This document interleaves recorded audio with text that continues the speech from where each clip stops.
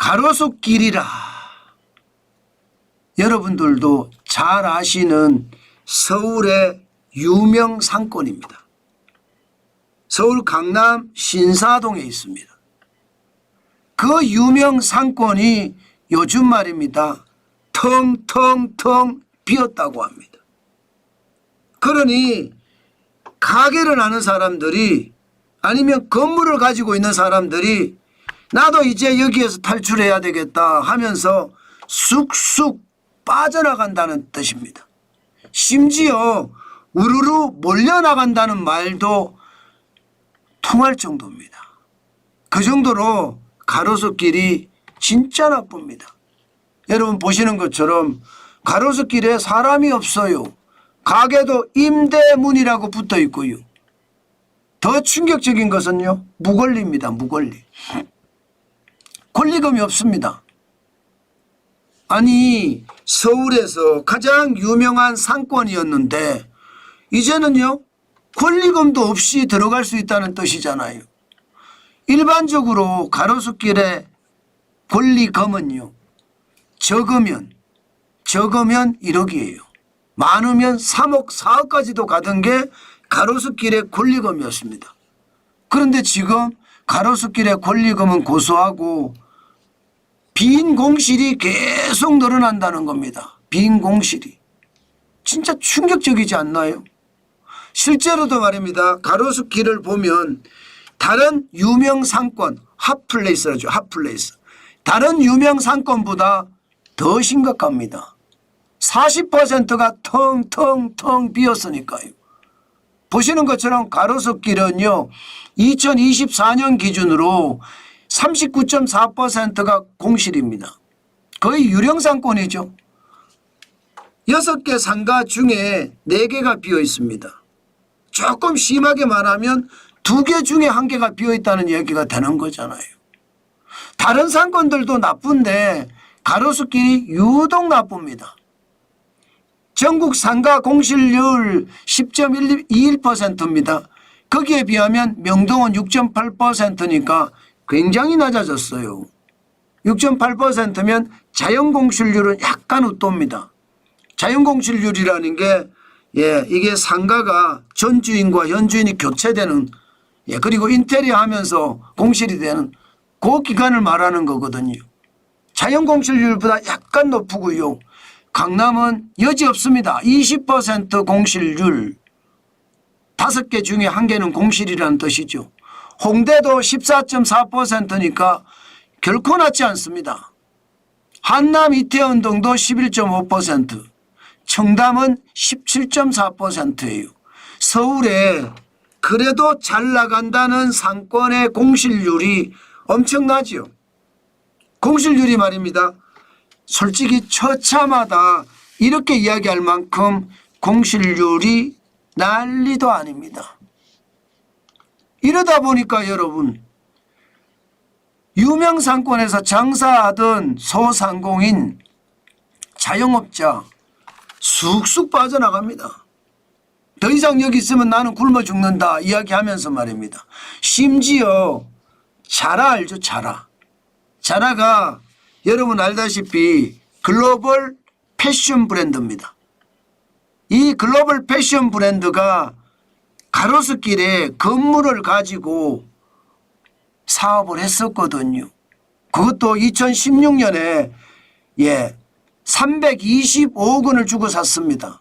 대지는 457.4제곱미터고요.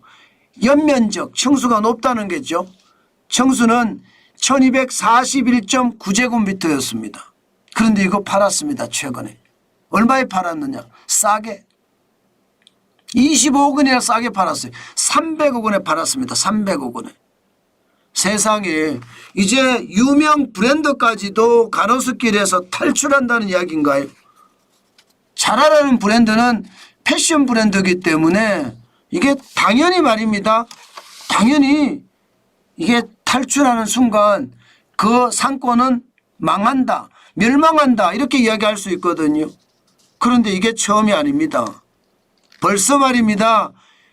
유명 프리미엄 브랜드들이 계속 철수하고 있어요. 계속.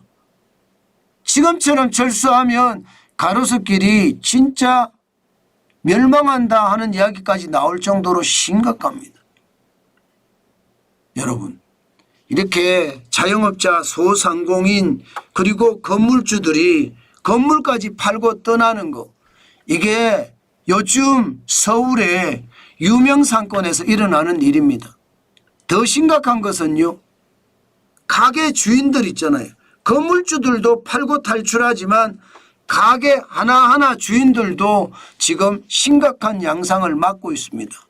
공실이 계속되니까 들어오는 게 없잖아요. 들어오는 게 없으니까 이자는 내야 되겠고 또 빚은 갚아야 되겠고 그러다가 이제 넘어가는 겁니다. 지금 서울 지역의 상가 월 평균 경매 건수를 보면 야, 진짜로 심각합니다. 2024년이에요. 작년 5월까지 나와 있는 지표를 보면 월 평균 경매 진행 건수가 195건이에요. 2020년에 105건이었거든요. 거의 90% 늘었죠. 2022년에 81건이었습니다. 거기에 비하면 2배가 더 늘었습니다. 게다가 더 심각한 것은요, 상가 월 평균 경매 건수, 진행 건수잖아요. 낙찰률을 보면 심각합니다. 낙찰률이 2024년 1월에서 5월까지는 16.4%예요. 그러면 여러분, 낙찰률이라는 게 감정가에 대비해서 떨어지고 감정가가 100%잖아요. 여기서 1차 유찰을 하면 20% 깎입니다. 2차 유찰에도 20% 깎입니다. 3차 유찰에도 20% 깎이고요. 4차 유찰에도 20% 깎입니다. 이렇게 계속 깎여가요. 그러면 16.4%면 5차까지도 유찰이 된다는 이야기. 5차까지도. 단순 계산으로는요, 10억짜리 상가가 1억 6,400만 원까지 떨어진다는 이야기입니다. 요즘 상가를 그렇게 안 산다는 이야기예요. 그 정도로 말입니다. 상가는 물건은 많아지고 사는 사람은 없고, 그러니 말입니다. 지금 유명 상권들이 무너질 수밖에 없는 거죠. 심각한 것은요, 지금 성수동 상권도 이런 조짐이 보인다는 거예요. 성수동. 서울 지역의 상권 중에서 그나마 가장 핫플레이스라고 이야기하는 곳이 성수동 상권이거든요. 그런데 성수동 상권에서도 지금 뭔가 침체의 기운이 보인다는 거예요. 그러면 여러분, 서울에 있는 진짜 많은 상권들 초토화된다는 말이 거짓말이 아니게 됩니다. 그 정도로 심각해진다는 거. 그럼 왜 이렇게 유명 상권들이 망할까? 이거를 우리가 확실하게 짚어봐야 됩니다. 기본적으로는 장사가 안 되는 건 맞아요. 돈이 없으니까 돈을 안 써요.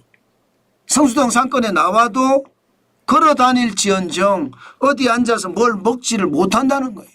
그 정도로 심각하다는 겁니다. 실질적으로도 한번 보실래요? 어느 정도인지. 핫플 상권 추락 5대 요인이라고 제가 써놨습니다. 가장 중요한 것은요, 왜 이렇게 망하느냐. 이게 구매 형태라고 해야 되나요? 구매 습관이라고 해야 되나요? 많은 사람들이 온라인을 중시합니다. 온라인. 상가는 이제 더 이상 필수 공간이 아니에요. 상가는요, 브랜드를 체험하는 그런 공간이 되어버렸습니다. 그런데 실제 오프라인의 상가들 가보면 브랜드를 체험하는 공간이 아니라 브랜드를 사는 공간이거든요. 아직. 시장의 트렌드가 굉장히 빨리 변했는데 안 변한다는 이야기잖아요. 안 변한다는 이야기.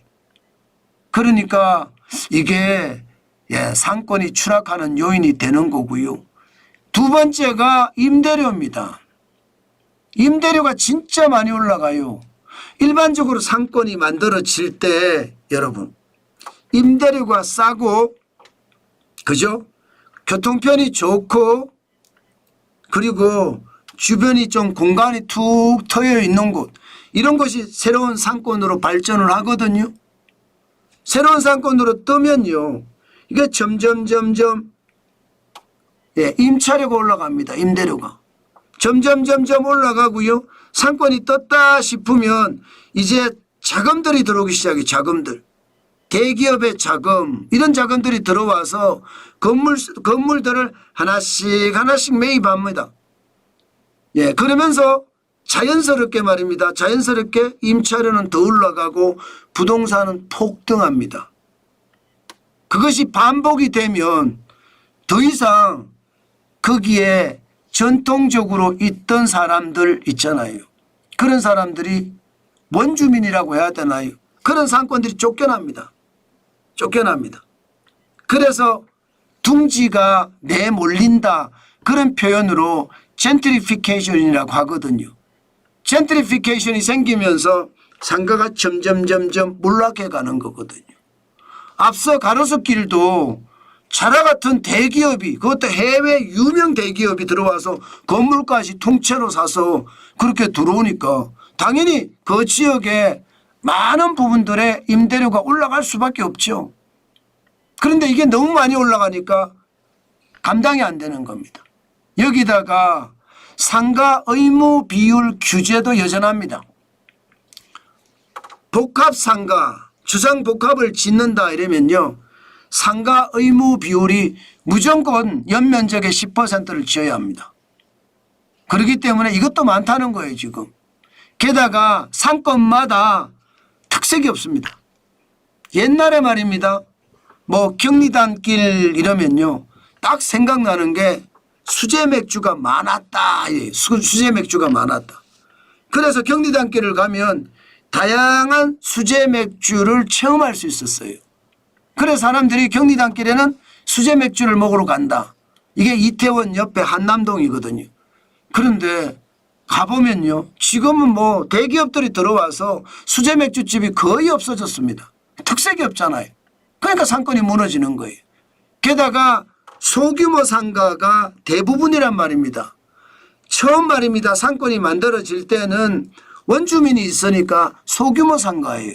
그런데 여기에 대기업의 자본이 몰려오면서 대형 마트가 들어서고 대형 빌딩이 들어서면 소규모 상가들은 다 망하는 거예요. 자라가 들어오니까 그죠? 자라가 들어오니까 가로수길에 이게 작고 아기자기한 패션 가게들이 줄줄이 망했던 겁니다. 그러니 가게가 최악이죠. 그중에서도 가장 심각한 것은요. 돈이 없습니다. 이 5가지 추락 요인은 뭐 구조적 요인이라고 이야기할 수가 있는데 실질적 요인을 보면 사람들이 돈이 없어요. 사람들이 돈이 없으니까 돈을 안 써요. 그러다 보니까 가게들이 줄줄이 무너지는 것 지금 현실이라고 봅니다. 여러분 지금 대한민국은 현장 경기를 보니까 진짜 심각하죠. 저는 위기가 이 정도 위기를 지금까지 본 적 없다. 이 말이 맞는 말일 거예요.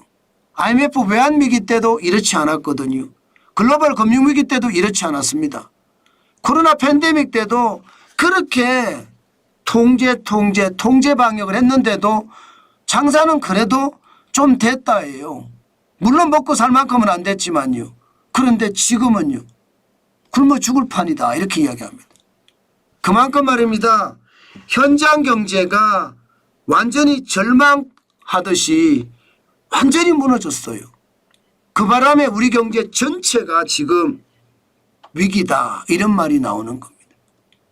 여러분도 알다시피 사람들이 돈을 써야 상권이 살아나는데 사람들이 돈을 안 써요. 게다가 상가 주인들 입장에서도 임대료가 높으니까 제품의 가격을 올려받을 수밖에 없거든요. 제품의 가격을 올려받으니까 소비자는 더 돈을 안 쓰게 되는 겁니다. 그래서 악화가 양화를 구축한다고 최악의 상황, 그냥 아이쇼핑이라고 하나요? 눈으로 보고 밖에서 걸어 다닐지언정 소비는 하지 않는다. 그래서 유명 상권들이 와르르 쏟아지듯 무너진다. 이렇게 분석할 수 있습니다. 그 정도로 지금 상권마다 심각합니다. 이게 가로수 산길만 이럴까요? 가로수길만 이럴까요? 서울의 유명 핫플레이스만 그럴까요? 지역으로 가면요. 지방으로 가면 더 심합니다. 지금 그만큼 말입니다. 경제가 완전히 죽었어요. 그 바람에 말입니다. 돈 쓰는 사람들이 없다. 이렇게 이야기할 정도로 심각합니다.